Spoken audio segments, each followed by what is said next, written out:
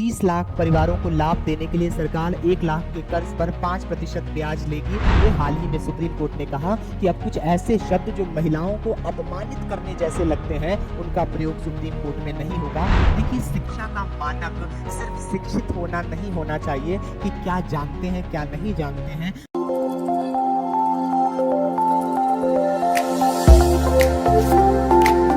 स्वागत है आप सभी का एग्जाम 30 के प्लेटफॉर्म पे। मेरा नाम रहबर नवाज है और आज हम शुरू करने जा रहे हैं किसी भी एग्जामिनेशन में मेंस का जो पेपर होता है, जो लिखित पेपर होते हैं, उसमें करंट अफेयर के पोर्शन को कैसे डील करना है उस पर आधारित ये आज का वीडियो है और ऐसी श्रृंखला आपको देखने को मिलेगी। क्योंकि अगर आपने करंट अफेयर से ओरिएंटेड हो करके मेंस की प्रिपरेशन की तो चाहे वो यूपी पीसीएस हो, बीपीएससी का एग्जाम हो या एमपी पीसीएस या अदर स्टेट एग्जामिनेशंस हो, उसमें किस प्रकार से जीएस पेपर 1 से लेकर के जीएस पेपर 4 तक हम अच्छे से डील कर सकते हैं और एसए के पेपर को डील कर सकते हैं किस प्रकार, यही सब चीजें हम एक हिंदी माध्यम के अभ्यर्थी के लिए जो समस्या होती है कि कैसे करंट अफेयर को डील करें, कहां से करें और कैसे उसका यूज मेंस आंसर राइटिंग के लिए करें, तो आज उसका सल्यूशन यहां आपको एग्जाम 30 पे मिलने वाला है। तो चलिए स्टार्ट करते हैं हम महत्वपूर्ण video for all civil service examination newspaper analysis. और क्या है ये, तो आपके लिए जो है ये क्या उत्पन्न करेगा, नजरिया मेंस का उत्पन्न करेगा और प्लेलिस्ट में जाकर के आप ये पोर्शन देख सकते हैं। डेली न्यूज़ पर आधारित यह माइंड मैप है और जब आप किसी भी करंट अफेयर से ओरिएंटेड होकर अपनी प्रिपरेशन को आगे बढ़ाते हैं तो एक माइंड मैप बनाते हैं कि किस तरह से हमें आगे बढ़ना है और कैसे मेंस को ले करके चलना है, किस प्रकार से करंट अफेयर से कोरिलेट करके जीएस के सब्जेक्ट के क्वेश्चंस आ सकते हैं। ये सभी आपका माइंड मैप बनाना आपको क्या करेगा, आपके ब्रेन को ट्रेन करेगा। तो ट्रेन योर ब्रेन। इसमें हम क्या क्या चीजों पे डिस्कशन करेंगे, जीएस से रिलेटेड, मेंस ऑप्शनल से रिलेटेड, मेंस की राह में कुछ क्वेश्चंस होंगे, कुछ एडिटोरियल संपादकीय पर आधारित प्रश्न देखने को आपको मिलेंगे, फिर कुछ परिभाषा ढूंढने पर होगा, चलो परिभाषा ढूंढें, इंपॉर्टेंट एक्ट ऑर्गेनाइजेशन योजनाएं, ठीक है, फिर important geographical sites, world sites पे डिस्कस होगा। हम जानते हैं हर एक एग्जामिनेशन में जो सिविल सेवा की एग्जामिनेशन है स्टेट पीसीएस की, उन सभी में ज्योग्राफी का पोर्शन महत्वपूर्ण होता है और मैपिंग से रिलेटेड एक दो क्वेश्चन जरूर देखने को मिलते हैं। फिर ऐसे कोटेशन के लिए भी हम एक साइट्स दे रहे हैं आपको। चलिए स्टार्ट करते हैं। पहला है चलो परिभाषा ढूंढें। परिभाषा ढूंढने में पहला पॉइंट है कि संसद की स्थायी समिति क्या होती है। अब ये आपको पता करना है क्योंकि हर काम अगर आप वीडियोस बनाने वाले से या किसी संस्था से ढूंढेंगे या अपने अध्यापक से, तो आपके कार्य करने की क्षमता बाधित होगी और वो बहुत लंबे समय तक ना आप उसको रिवाइज कर पाएंगे ना ही याद कर पाएंगे। इसलिए हम टॉपिक दे रहे हैं और उस टॉपिक के अकॉर्डिंग आप डेली प्रैक्टिस करें तो आपके पास प्रीलिम्स के लिए भी साथ ही साथ मेंस के लिए भी एक लिस्ट तैयार हो जाएगा और उस पर आप बेहतर प्रिपरेशन कर सकेंगे। तो यहाँ संसद की स्थायी समिति आपको पता करना है क्या होती है। तो अगर हमने बात की स्थायी समिति की तो जाहिर सी बात होगी कि अस्थायी समिति भी होगी, ठीक है। जैसे कई सारी समितियां हैं स्थायी समिति में, आप देखेंगे कि एक प्राक्कलन समिति वगैरह भी आप देखेंगे, लोक लेखा समिति देखेंगे, सार्वजनिक उद्यम समिति देखेंगे। इसके अलावा भी लोकसभा और राज्यसभा में अलग अलग विभागीय स्थायी समितियां होती हैं, ठीक है, जिसमें यही संसद सदस्यों को उस समिति का भी सदस्य बनाया जाता है, लेकिन मंत्रियों को नहीं बनाया जा सकता, ठीक है। भूस्खलन क्या होता है, कैसे प्रभावित होता है, भारत का कौन सा इलाका भूस्खलन से प्रभावित है, इसके बारे में पता करिए। एनडीआरएफ जो है वो किस तरह से भूस्खलन की परिभाषा देता है। सुप्रीम कोर्ट का अपीलीय और मूल क्षेत्राधिकार क्या है? ये काट दीजिएगा। मूल क्षेत्राधिकार क्या है? ठीक है, कि वह कौन से केसेस हैं जो सुप्रीम कोर्ट में जाएंगे तो अपीलीय कहलाएंगे और मूल क्षेत्राधिकार कहलाएंगे। पीआईएल क्या होता है? जनहित याचिका। पीएन भगवती जब चीफ जस्टिस ऑफ इंडिया थे तो उनके शासनकाल में एक नया ये जनहित याचिका के रूप में एक कॉन्सेप्ट आया था, जिसमें अगर कोई पीड़ित नहीं भी है लेकिन दूसरे की पीड़ा को देख करके उसे न्याय दिलाना चाहता है तो जनहित याचिका के तहत दिला सकता है। लेकिन ये जनहित याचिका तभी दायर की जा सकती है जब सर्वांगीण नागरिक विकास या नागरिकों के अधिकारों को दिलाने की बात हो। ठीक है, फिर है लैंगिक रूढ़िवादिता क्या होती है, ये पता करिए। ठीक है, इससे रिलेटेड, ह्यूमन से रिलेटेड टॉपिक है ये। हम जानते हैं भारतीय समाज में रूढ़िवादिता है, वैसे ही लैंगिक रूढ़िवादिता आर्थिक क्षेत्र में, राजनीतिक क्षेत्र में, सामाजिक क्षेत्र में क्या है पता करिए। अपाचे हेलीकॉप्टर कैसे बनता है, किस देश के कोलैबोरेशन से बनता है, इसकी क्या टेक्नोलॉजीज हैं, ये किस प्रकार का हेलीकॉप्टर है, रणनीतिक रूप से यूज किया जाता है या फिर भारत के नागरिकों के लिए यूज किया जाता है। सार्वजनिक निजी भागीदारी किसे कहते हैं? पीपीपी मॉडल बोलते हैं इसको। इसका क्या यूज है, क्या लाभ है भारत की अर्थव्यवस्था में? इस पीपीपी मॉडल का यानी P3 मॉडल का क्या रोल है, ये पता करिए। अब है world important sites. Ranipur tiger reserve, ये उत्तर प्रदेश में नवीन टाइगर रिजर्व की घोषणा हुई थी, वो है। देपसांग, डेमचौक, ये आपको मिल जाएगा लद्दाख में जो केंद्र शासित प्रदेश हो गया है। लीबिया, ये एक अलग देश आपको मिल जाएगा अफ्रीकन कंट्रीज में। स्पेट्रिल द्वीप समूह, पार्सेल, ट्राइटन, ये सभी है दक्षिण चीन सागर में। वहीं पे उपस्थित है ताइवान और वियतनाम, तो ये पता करिए। इंपॉर्टेंट एक्ट्स, योजनाएं, ऑर्गेनाइजेशन। पीएम विश्वकर्मा योजना स्टार्ट करने की बात की है 15 अगस्त को प्रधानमंत्री ने। पीएम ई बस सेवा योजना। कस्तूरबा गांधी आवासीय विद्यालय क्या है? तरंग शक्ति युद्धाभ्यास। युद्धाभ्यास बहुत इंपॉर्टेंट है, चाहे वो एसएससी हो, आरओ एआरओ हो, किसी प्रकार के एग्जामिनेशन में युद्धाभ्यास से रिलेटेड पोर्शन जरूर आते हैं। तो आपको प्रयास करना चाहिए कि युद्धाभ्यास का एक अलग से चार्ट तैयार कर लें कि किन देशों के बीच होता है, नेविगेशन वाला है या फिर नौसेना वाला है। ठीक है, चलिए, पहला है अनुचित लैंगिक शब्दों पर लगाम लगाने के लिए जारी की गई पुस्तिका। देखिए, भारत की सभ्यता और संस्कृति में कई बार हम पुरुषों को अधिनायकवाद की ओर ढकेलते आए हैं और पुरुषों से अपेक्षा करते आए हैं कि वो महिलाओं को संरक्षित करेंगे और महिलाओं को सभ्य बनाएंगे। और कई बार ये भी कॉन्सेप्ट हो जाता है कि पुरुष कोई भी गलती करे वो पुरुष है, महिला कोई भी गलती करे तो उसे ये गलती नहीं करनी चाहिए।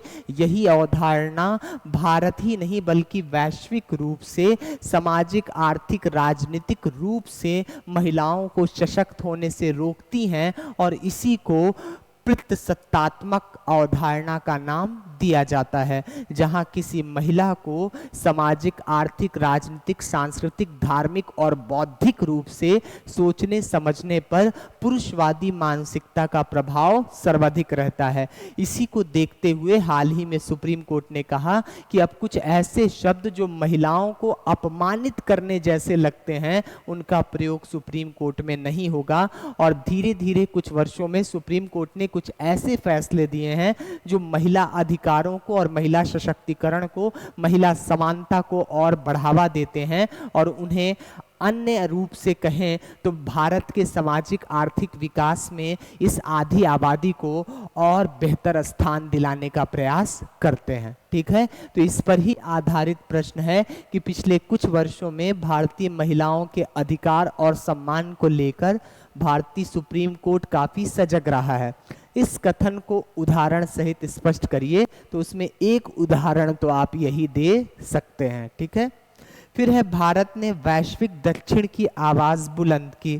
ठीक है, ये भारत में ब्रिटेन के उच्चायुक्त जो हैं ब्रिटेन में भारत के जो उच्चायुक्त हैं विक्रम दूरईस्वामी, इन्होंने ये बात कही है कि भारत अब ग्लोबल दक्षिण का प्रमुख नेतृत्वकर्ता बनता जा रहा है। ऐसा क्यों कहा जा रहा है? क्योंकि भारत 21वीं सदी में तेजी से ग्रोथ करने वाला जहां देश रहा, वहीं इसको नेतृत्व भी काफ़ी शानदार मिले। जैसे 21वीं सदी के शुरुआत में अटल बिहारी वाजपेयी जैसा प्रधानमंत्री मिलना, जिसने ग्रामीण सड़क योजना प्रारंभ की, जिसने लुक ईस्ट पॉलिसी प्रारंभ की। इस तरह से क्या हुआ कि ये look east, act east, do east का कॉन्सेप्ट जो चलते चला आया अटल बिहारी वाजपेयी, मनमोहन सिंह और अब हमारे प्रधानमंत्री नरेंद्र मोदी के द्वारा, तो नरेंद्र मोदी के काल में ये काफ़ी सजग हुआ है, काफ़ी विकसित हुआ है कि हम ग्लोबल साउथ की बात करने लगे हैं और ग्लोबल साउथ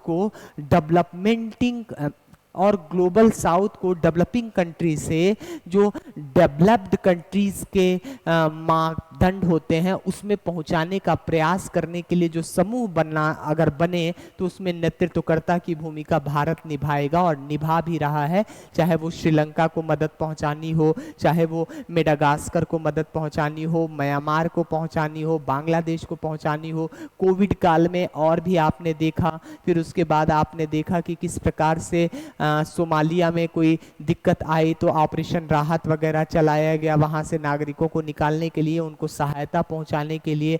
तो भारत धीरे धीरे ग्लोबल साउथ में नेतृत्वकर्ता के रूप में उभर रहा है और ये भारत धीरे धीरे इस ग्लोबल साउथ की अवधारणा में ऐसा गुरु बन करके उभरेगा जो कि हर एक साउथ हेमिस्फीयर में यानी दक्षिणी गोलार्ध में रहने वाले जो देश हैं उनको काफी महत्वपूर्ण स्थान मिलेगा। और साथ ही साथ आप ये भी देखेंगे ये जो ग्लोबल साउथ की अवधारणा है, दक्षिण की अवधारणा, कहीं ना कहीं ये तृतीय विश्व के बारे में बात करता है जो अल्प विकसित देश हैं या फिर विकासशील देश हैं। ठीक है, तो इस पर आधारित प्रश्न है कि वैश्विक दक्षिण से आप क्या समझते हैं, भारत इसमें किस सीमा तक नेतृत्व की भूमिका निभा सकता है?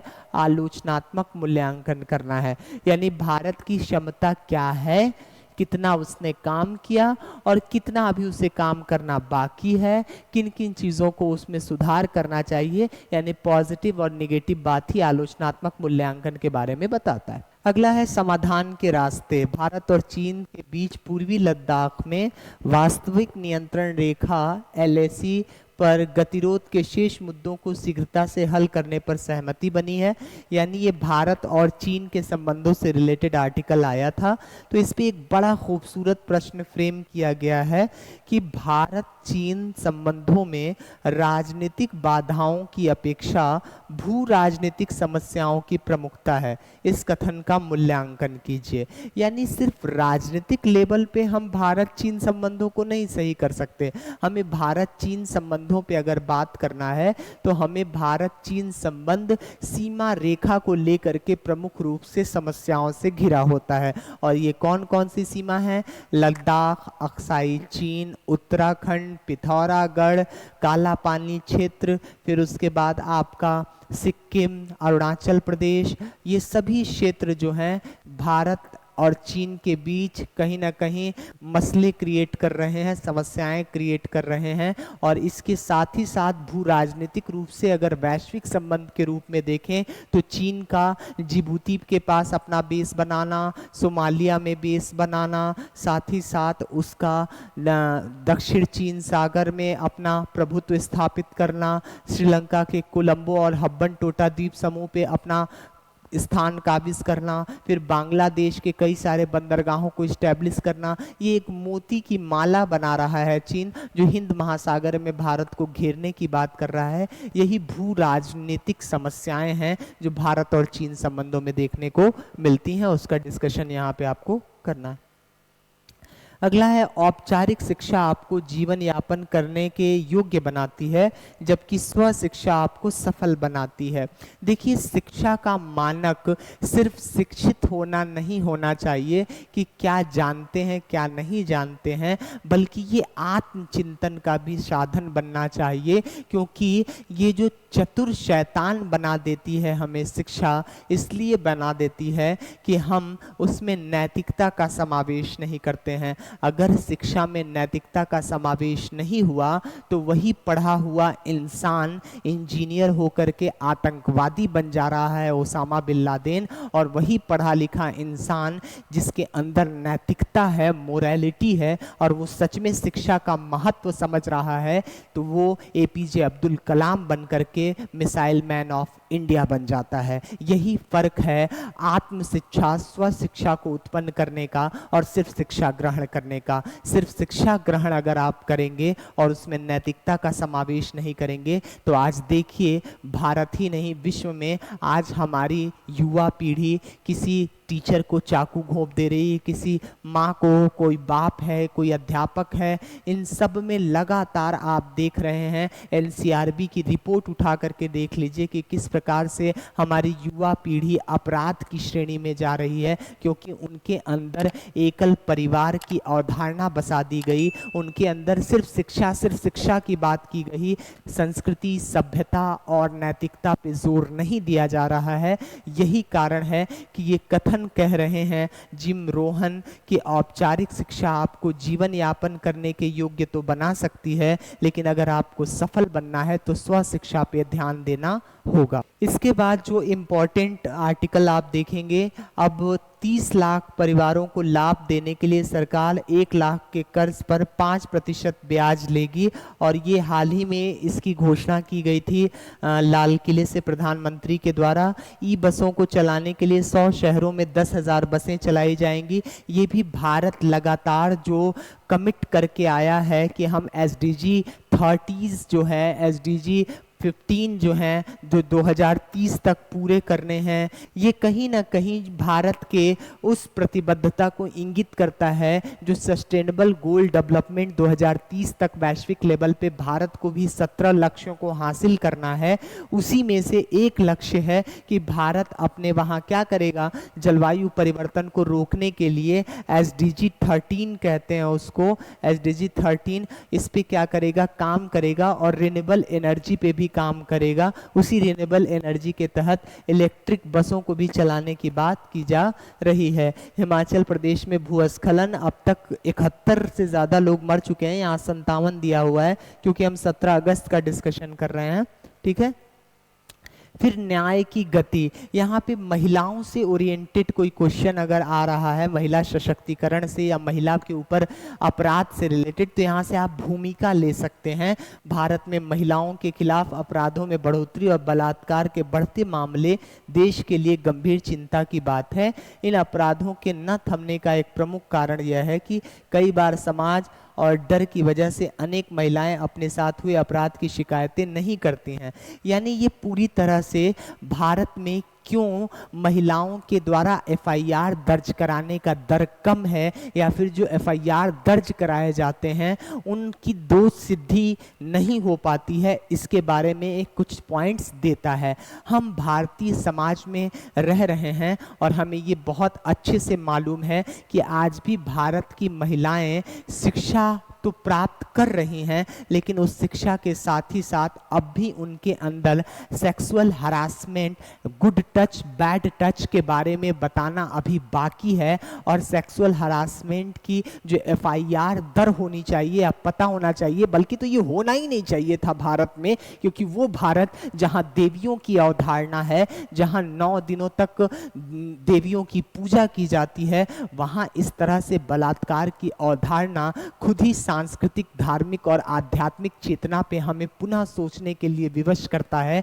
क्या हम अपने बच्चों में, क्या हम अपने नागरिकों में ऐसी चेतना का विकास नहीं कर सकते कि वो इतनी बेहतरीन तरीके से अपने आप, अपने दिमाग को डेवलप कर सके कि वो समझ सके नारी न सिर्फ इस सृष्टि को चलाने वाली है, बल्कि वो हमारी माँ है, हमारी बहन है, हमारी पत्नी है। अगर ये अवधारणा आ जाए, अगर हर रक्षाबंधन में बहन अपने भाई से कसम खिला ले कि जिस पे भी तुम नजर डालोगे सिवाय अपने होने वाली पत्नी के, तो कभी भी उसके ऊपर अत्याचार करने का मत सोचना, वरना तुम अपनी बहन को खाई में डाल रहे होगे। जिस दिन हर बहन पैसा और गिफ्ट लेने के बजाय रक्षाबंधन पे अपने भाइयों से शपथ मांग लेगी कि तुम्हें किसी दूसरी महिला पे अत्याचार नहीं करना है, किसी दूसरी महिला के साथ बलात्कार नहीं करना है, उसका शोषण नहीं करना है, उस दिन देखिएगा भारत में इस रक्षाबंधन के पर्व से क्रांति आएगी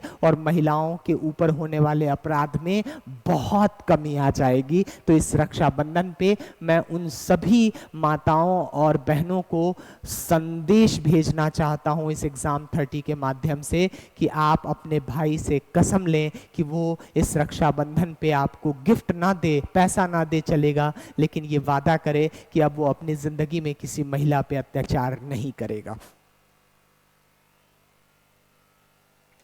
अगला इंपॉर्टेंट था, सरकारी अधिकारियों को तलब करते समय संयम बरतें अदालतें। केंद्र सरकार ने सुप्रीम कोर्ट से मशवरा किया है इस विषय पे। ये वही है, अनुचित शब्दों को हटाना। फिर है रेलवे के लिए 32,500 करोड़ की 7 परियोजनाएं मंजूर की गई हैं। दक्षिण चीन सागर के विवादित द्वीप पर हवाई पट्टी बना रहा है चीन, ये भी देख लीजिएगा। लीबिया में प्रतिद्वंदी गुटों के बीच हिंसा, वायुसेना का तरंग शक्ति युद्धाभ्यास। आज के लिए इतना ही। उम्मीद है आपको हमारी ये सीरीज पसंद आएगी। अब तक आपने अगर एग्जाम 30 का प्लेटफॉर्म सब्सक्राइब नहीं किया है तो आज से कर लीजिए, क्योंकि इतनी शानदार वीडियो और उसका विश्लेषण आपसे छूट सकता है। जय हिंद, रहबर नवाज का आदाब, नमस्कार, सत श्री अकाल।